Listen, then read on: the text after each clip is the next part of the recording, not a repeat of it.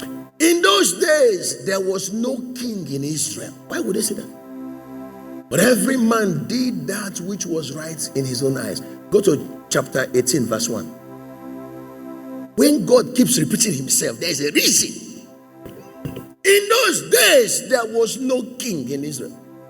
Go to chapter 19, verse 1. And it came to pass in those days, when there was no king, he kept emphasizing it to let you know that the spot is vacant. Somebody should have occupied it. But that whole generation is going through an ancestral curse. What should you be occupying? And somehow, because of a lack of understanding of what Jesus has done, you are still allowing those forces from your evil foundation to place a limit on your life. This night, by revelation, you will deal with it. At least I've succeeded in making you realize how damaging sin can be. So any man after this revelation that decides to go ahead with it, he knows what he's doing. And your blood is no longer on my head. Am I communicating?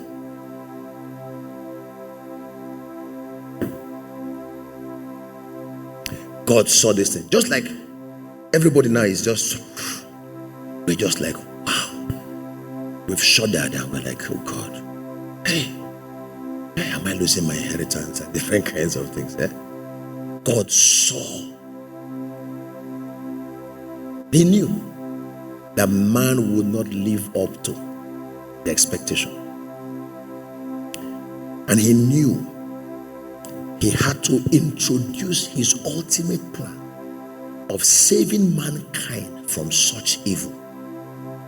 And before God puts anything he has planned into motion, God prophesies about it. Because in the realm of the spirit, declaration is creation. It is actually establishment. We first speak a reality that we are believing for, and the moment we're done speaking it and we go out to act it out, that reality manifests in our lives. So God spoke it through two prophets. Am I losing you? He declared his plan for salvation through two prophets. He had been using other prophets, but I want to emphasize on these two. The first guy was Ezekiel. He was trying to let us know that indeed a law exists that makes sons or children suffer for the sin of fathers.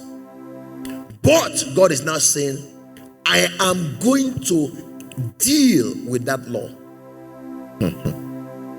Ezekiel chapter 18, let's go there. I'm just trying to make this thing very simple so you can understand what we're talking about. So when you see your cousins or whatever misbehaving, you should know the implication of what is going on there. So if you are praying for God to bring deliverance to the entire family, you should start by preaching this truth to them as you pray for them. Go to Ezekiel chapter 18. Let's start from verse 1, okay? The word of the Lord came unto me again, saying, What do you guys mean by this? I'm paraphrasing now. What mean ye that ye use this proverb concerning the land of Israel, saying, the fathers have eaten sour grapes, and the children's teeth are set on edge? Are you seeing it? Is it not the man that eats grape whose teeth will be set on edge? But now this proverb is telling us of the reality of ancestral curses. That somebody ate grape, the children are suffering from the effect of what he did. He said, as I live, when God makes statements like this, he is giving you a double guarantee.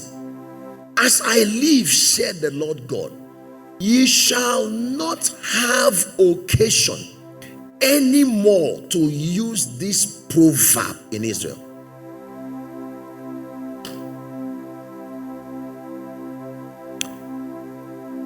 A student of the word of God will ask God the question, didn't you say, I am the Lord, I change it not? Why will you give us a law and tomorrow you change it? When you give a law and you change it just like that because you are God, then I will not believe any other word I see, because maybe tomorrow you might change it.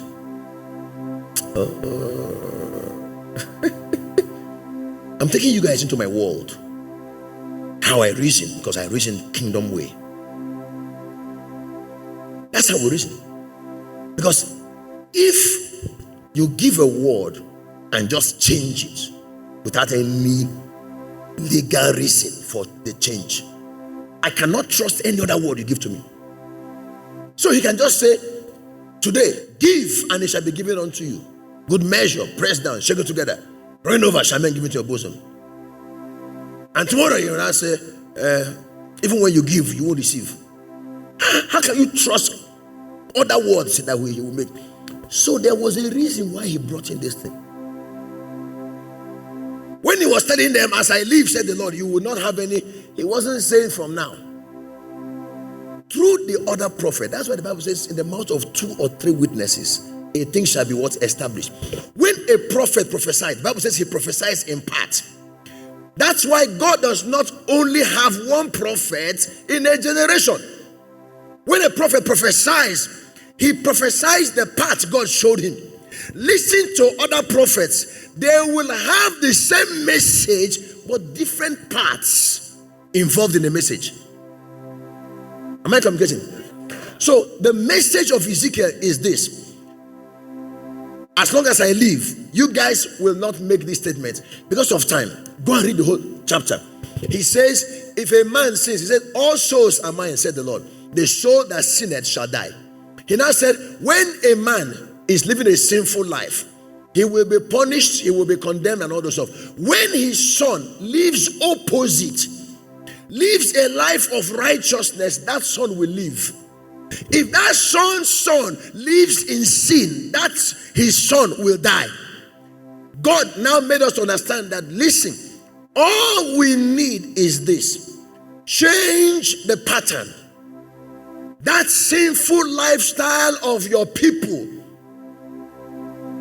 disconnect yourself from that lifestyle and begin to live according to the ways of God.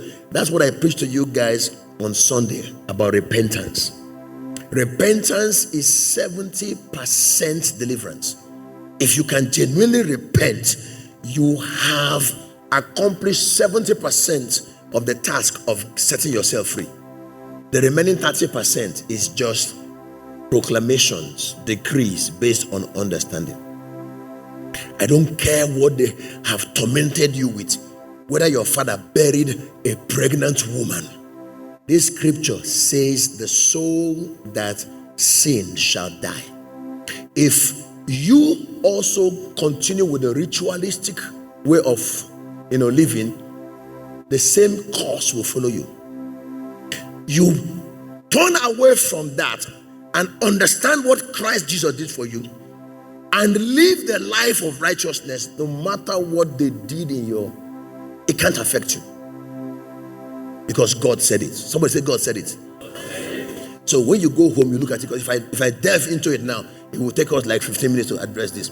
So now, that's the first prophet. He told us, yes, I'm aware there's a law like that. The law that once a man sins, he gets cursed. Even his children also get cursed. I'm aware of that. He now says, now we're going to do what we call constitution amendment. Now, anyone that sins shall die. So with all those beautiful things, one will still be saying, hey God, how come you changed this thing? Jeremiah now solved the problem for us, the next prophet. Jeremiah now went into some more details. So when you combine Jeremiah's own and Ezekiel's own, you can understand what God is saying. So Jeremiah, in Jeremiah 31 verses 29 to 33, now brought up his own. Watch now. Ezekiel did not tell us the day this thing will happen. Jeremiah said in those days. He's now pointing a finger to when this thing will happen. Am I communicating?